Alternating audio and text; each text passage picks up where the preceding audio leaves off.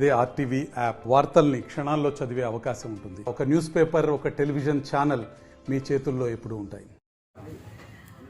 Telugu Desam party జాతీయ అధ్యక్షులు నారా చంద్రబాబు గారి నాయకత్వంలో యువ నాయకులు నారా లోకేష్ గారి ఆశీస్సులతో ఈరోజు సత్యేడుకు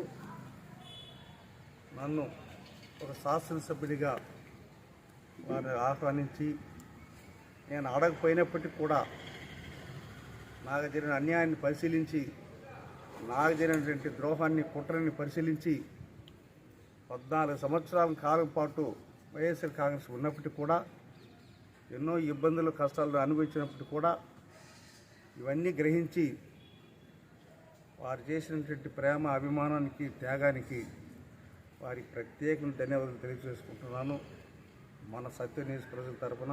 అలాగనే ముఖ్యంగా మన నారాయణలో పుట్టి పెరిగినవాడిని, సొంత గ్రామం ఇక్కడనే చదువుకున్నవాడిని, సుదీర్ఘకాలం రాజకీయం చేసినటువంటి వాడిని, సర్పంచ్ స్థాయి నుంచి జడ్పీసీ వరకు ఇదే జడ్పీసీ ఎన్నికల్లో కూడా మన తెలుగుదేశం పార్టీ కార్యకర్తలందరూ కూడా ఇలాగనే ఆ రోజు కూడా నేను ఒకే రోజు పోయి చేరడం, మరుసటి రోజే నామినేషన్ చేసి నన్ను గెలిపించారు. నారాయణలో ఉన్నటువంటి నాయకులందరూ కూడా కష్టపడి గెలిపించారు. నయాపై ఆశించకుండా త్యాగం చేసి గెలిపించారు. కొన్ని పరిణామాల వల్ల 2009లో ఇదే యాగమన్న కానీ 7 మండలం నాయకులందరూ కూడా సమిష్టిగా చంద్రబాబు నాయుడు గారి నాయకత్వంలో మేము పోయినప్పుడు రాత్రి 12 గంటల వరకు కూడా నా పేరు అనౌన్స్ చేసి, అది యాగమన్న కూడా తెలుసు, అందరూ వచ్చారు. 7 మంది మండల పార్టీ అధ్యక్షులు కూడా నాతోనే ఉన్నారు. మరి మిడ్ నైట్లో మరి యామరాథ్ గారికి ఇవ్వడం కొంచెం మనసు బాధ అయినా కూడా నేను ఆనాడు కూడా ఎక్కడ కూడా ఏమి ఇబ్బంది కూడా సైలెంట్ పడిపోయాను. ఈరోజు జరిగినటువంటి పరిణామం అంతా కూడా మీకు అందరికీ తెలుసు. చిన్న చిన్న పొరపాట్లు ఏమైనా ఉన్నా కూడా దాన్ని అంతా కూడా మనసులు పక్కన పెట్టి రానున్న రోజుల్లో మనందరం కూడా ఐక్యమత్యంగా ఉండి పార్టీ నడిపించడానికి ప్రయత్నించండి. ఈ దుర్మార్గమైనటువంటి కుట్రలు కుతంత్రున్నటువంటి దాన్ని విడినాడి నేను వచ్చాను. మీ బిడ్డగా మీకు సేవ చేయడానికి. నాకు పదవి ఉన్నా లేకపోయినా ప్రజలకు సేవ చేసిన తప్ప ఎమ్మెల్యే పదవిని చెప్పి విలాసం జీవితం గడపలేదు. ప్రతినిత్యం ప్రజల కోసం ఉన్నా, ఎవరు ఫోన్ చేసినా ఏం చేసినా కూడా నేను ప్రజల మధ్యలో ఉండిపోయాను. అందుకని ఈ అవమానం కోసమే భరించలేక మరి తెలుగుదేశం పార్టీ నాయకులు ఎవరిని కూడా తెలియదు నేను పోవడం, నేను మా అబ్బాయి తప్ప ఇక్కడి నుంచి మేము విజయవాడకి వెళ్ళడం కానీ లోకేష్ కానీ ఏదో మా కుటుంబ సభ్యులు కూడా తెలియదు. అలాంటి సందర్భాల్లో మేము పోవడం, భగవంతుడు నన్ను లాక్కొని పోయి ఆడ పెట్టాడు. పోయిన తర్వాత కూడా ఈ 3 నెలల కాలంలో చాలా ఇబ్బంది పడ్డాను. ఈ నెల పోయిన జనవరి 29 నాడు ప్రత్యక్షంగా ఒక జాతీయ అధ్యక్షుడైనటువంటి చంద్రబాబు నాయుడు గారు ఇంతవరకు మహనీయుని నేను కలవలేదు. అయినా వారు రాజమండ్రి సభలో భారతదేశంతో పోయే విధంగా, ప్రపంచ దేశం చూసే విధంగా లక్షలాది మంది జనాభాలో సత్యేడు ఎమ్మెల్యే ఆదిమూలం, ఒక దళిత నాయకుడు, నీతివంతుడు, నిజాధిపరుడు, అలాంటి వారిని చేసిన తప్పు మీరు చేసి అతనిపైన పెట్టిన దానికి ఆయన గొంతు కోశారు. రత్నందారు ఉన్నటువంటి పెద్దిరెడ్డికి ఒక న్యాయం, ఆదిమూలానికి ఒక న్యాయం అని చెప్పి సాక్షాత్తు సభలో అన్న మాట నేను చెప్పడం కాదు, ఎవరో చెప్పించింది కూడా కాదేది. సాక్షాత్ సభలో రాజమండ్రి సభలు అన్నాడు, గుంటూరు సభలు అన్నాడు, మళ్ళా గంగాధర నెల్లూరు సభలోకి వచ్చి కూడా అన్నాడు. ఇది దేశమంతా కూడా చేయడం వల్ల జగన్మోహన్ రెడ్డి గారు నాకు పార్లమెంట్ స్థానం ఇచ్చినా కూడా తృణప్రాయంగా వద్దని తిరస్కరించి వచ్చినటువంటి మహనీయుడు ఆదిమని చెప్పినప్పుడు నిజంగా నాకు ఆ రోజు కళ్ళలో నీళ్ళు వచ్చింది. కారణం మీరు తెలుసుకోవాలి. మీరందరూ కూడా యువకులు, ఉత్సాహవంతులు. ఎలా జరిగినట్టు ఇవన్నీ కూడా మీకు తెలుసు. నాకు గోవిందస్వామి పెట్టాడు, చాలా ఇబ్బంది పడ్డాము. కనీసం గ్రామాల్లో కూడా తిరగలేని పరిస్థితి వచ్చాము. మళ్ళా మేము 2001 కలుసుకున్నాం. ఇలాంటి సంభాలనతో జరుగుతున్నది. ఈరోజు ఏకాంబరణ గారికి మొత్తం విషయాన్ని చెప్పాను. అన్నా నాకు ఇలా జరిగింది అని చెప్పి మరి ఆరోగ్య చేయలేనప్పుడు మరి ఎందుకు మరి వారు బయట వెళ్ళకపోయినారు.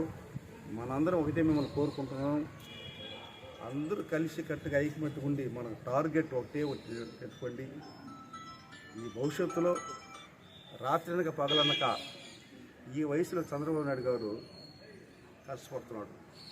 భువనేశ్వరం ఇంతవరకు రాజకీయం బయట వచ్చిన సందర్భాలు లేవు. ఆమె ఒక పక్క తిరుగుతున్నది, ఇంకొక పక్క లోకేష్ గారు తిరుగుతున్నారు, కుటుంబ సభ్యులంతా తిరుగుతున్నారు, ఇల్లు వాకి వెళ్ళేసి. మనం 5 సంవత్సరాలకు జరిగే ఎన్నిక, ప్రతిష్ట జరిగే ఎన్నిక ఆంధ్ర రాష్ట్రంలో ఈసారి ఏమాత్రం కూడా ఎక్కడ కూడా అవకాశాలు లేవు. జగనన్న ప్రభుత్వం వస్తుందని చెప్పి చాలామంది కళ్ళగంటుకుంటున్నారు, రచ్చబెడుతున్నారు. ఎంత అవాంఛనీయ సంఘటనలు ఇది. తప్పకుండా చంద్రబాబు నాయుడు గారు మరలా 2024లో జూన్ 4వ తేదీ జరిగే ఎన్నికల్లో పోలింగ్ రోజు తప్పకుండా విజయం సాధిస్తారు. పోలింగ్ ఆ రోజు రిజల్ట్ తప్పకుండా విజయం సాధిస్తారు. నిన్న కూడా మీరు సభ చూస్తుంటారు, అద్భుతం జరిగింది. ప్రధానమంత్రి రావడం అంత సులభం కాదు. అది అన్ని కోణాలు పరిశీలించి 5 సంవత్సరాల తర్వాత ప్రధానమంత్రిగా మన ప్రాంతానికి వచ్చి ఆశీర్వాదం చేసి ఈరోజు పవన్ కళ్యాణ్ కానీ, చంద్రబాబు నాయుడు గారు కానీ, మోడీ గారు కానీ ప్రతిష్టాపన తీసుకుంటున్నారు. మనం కలిసి కట్టుగా అందులో మీకు మనం చేసేది ఏమంటే మన ఊరి బిడ్డగా నన్ను ఆశీర్వదించండి. నేను ఎక్కడికి వెళ్ళినా ఏ ఊరు అంటే నారాయణ అంటారు. నారాయణంలో డిస్ప్యూట్ లేకుండా నేను ఒక భారీ అయిపోయి నాకు అన్న ఇంటికాడికి అందరూ వచ్చాం. సడన్గా ఫోటో చూస్తే నేను పోతూ చూస్తే సడన్గా మారిపోయింది. ఏంటో ఇది నిజమా అబద్ధం అని చూసి మళ్ళీ చూస్తే చాలా బాధపడ్డాను. మన ఇమ్మీడియట్ సేవకు ఫోన్ చేశా. కారణం ఏమంటే మనం ఒక బిడ్డలుగా ఉన్నాం, కలిసిమెలిసి ఉన్నాం, ఇక్కడ డిస్ప్యూట్ ఉండకూడదు. ఇప్పుడు వాళ్ళు చేసే ప్రయోగం ఎప్పుడన్నా తిరుపతిలో కూర్చుకొని మనలో రచ్చ పెట్టే విధానం చేసుకుంటున్నారు. మనకు రచ్చలు వద్దు, రామాయణం వద్దు, కలిసి కట్టుకుంటే ఐక్యమెత్తుకుంటే నాయకత్వాలు అందరూ కూడా కలిసి ఇంకా రాని వారిని కూడా కలిసి వారు ఎలా చెప్తే అలా జరుపుకొని భవిష్యత్తులో మన ముందుకు వెళ్ళడానికి మనందరం ఒక దాటిపై పోవడానికి తెలుగుదేశం పార్టీకి వైపు తీసుకొని రండి. ఆ రోజుల్లో చాలామంది నాయకులు ఉంటున్నారు. మేమంతా కూడా 83లో ఏమన్నాడు మాత్రం ఉన్నాడు, కాంగ్రెస్ ఉన్నాడు 83లో. ఇలా గుంపు కూడా కనబడలే 83లో. ఎమ్మెల్యేలు, ఎమ్మెల్సీలు, విఎంలు అందరూ కూడా కాంగ్రెస్ పార్టీ ఉన్నారు. కానీ ఎన్టీ రామ ప్రపంచానికి మొత్తం వాషౌట్ అయిపోయింది. ఇంత బలాగం, ఇంత సైన్యం, ఇంత యువకులు, ఇంత ఉత్సాహం ఈరోజు నేను చూసినట్లయితే చాలామంది వస్తున్నారు నా దగ్గరికి. కాన్ఫరెన్స్ అంతా కూడా అంత యువకులే వస్తున్నారు. ఎలా వస్తున్నారు ఏమో నాకు అర్థం కాల. 14 సంవత్సరాలు చూసా. ఇక్కడ మీటింగ్ పోతే యువకులే కనబడరు. ఈరోజు వాలంటరీగా ప్రభుత్వ పైన వ్యతిరేకమైనటువంటిది నిన్న నోటిఫికేషన్ కోడ్ వచ్చిన తర్వాత విప్లవాత్మకమైన మార్పు వస్తారు. అది ఆంధ్ర రాష్ట్రంలో ఉన్నటువంటిది గ్రహించి మనందరం కూడా ప్రతి ఒక్కరు కూడా ఎవరిని పిలిచినా పిలకపోయినా, ఎవరు ఫోన్ చేసినా ఫోన్ చేయకపోయినా ఇది మన కార్యక్రమం, మన వేసే ఒక రోజు ఓటు ఇది, మన భవిష్యత్తు ఓటు ఇది. ఏమాత్రం మిస్ అయిందో మాత్రం అందరూ మునిగిపోతాం, కష్టాలు పడతాం, ఇబ్బందులు పడతాం. ఇప్పటికే చాలా నష్టపోయినారు కార్యకర్త. అప్పుడు ఒక 5 ఏళ్ళు, ఇప్పుడు ఒక 5 ఏళ్ళు 10 ఏళ్ళు మునిగిపోయింది. కాబట్టి మీరందరూ కూడా ఐక్యమెత్తుకుండి మన మనసులో విడనాడి. నిన్న మొన్న కూడా ఇద్దరు చేశారు, నా పైన ప్రయోగాలు చేశారు. కానీ అధినేత చంద్రబాబు నాయుడు గారు మన సన్నం చేసింది. నేను ఎవరిని కూడా జిల్లాలో ముందు అమరారెడ్డి కానీ, రమేష్ కానీ, పులివర్తి నాని కానీ ఎవరికి కూడా తెలియదు. నేను పోయింది వాళ్ళు కూడా తెలియలే. కానీ ఎలా పోయినాడు రాజమౌళి, ఎలా వచ్చేది అని వాళ్ళే ఫోన్ చేశారు. అన్నా నేను పోయింది వేరే రకం జరిగింది అని చెప్తే సంతోషపడ్డారు. మంచి జరిగింది. మన ప్రాంతంలో మన ఇంటి బిడ్డ మన ఇంటికి వచ్చాడు, ఒక దళిత నాయకుడు, మంచివాడు, సేవాపరుడు, ప్రజల కోసం ఉంటాడనే ఆలోచన అందరూ కూడా స్వాగతించారు. మన మండలం నుంచి ఉన్నటువంటి 19 పంచాయతీలు కూడా ఎక్కడైనా చిన్న చిన్న డిస్ప్యూట్ ఉన్నా కూడా కలుపుకొని ఐక్యమత్యంగా సంతోషంగా హ్యాపీగా ఎన్నిక జరిపించుకొని చంద్రబాబు నాయుడు గారిని ముఖ్యమంత్రి చేయడానికి మీకు అందరూ కంకణ బట్టి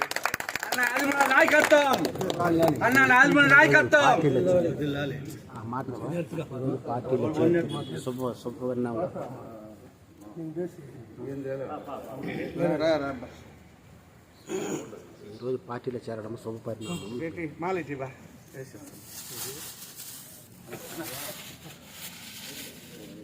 ఇది